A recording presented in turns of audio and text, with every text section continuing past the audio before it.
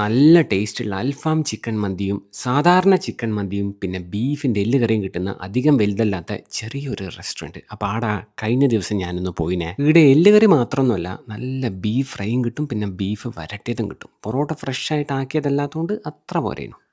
ഇതാണ് ഇവിടുത്തെ സാധാരണ ചിക്കൻ മന്തി. ഈ ചിക്കൻ കാണുമ്പോൾ ലേശം ഡ്രൈ പോലെ തോന്നുന്നുണ്ടെങ്കിലും ഇതൊരു രീതിയിലും ഡ്രൈയേ അല്ല. ചിക്കൻ നല്ല സോഫ്റ്റ് ആയിരുന്നു. മന്തീൻ്റെ കൂടെ കിട്ടുന്ന മറ്റേ ജ്യൂസി ആയിട്ടുള്ള ചിക്കൻ ഇല്ലേ, അത് പ്രതീക്ഷിച്ചിട്ട് ഇവിടെ വരുവേ വേണ്ട, എന്തായാലും കിട്ടൂല.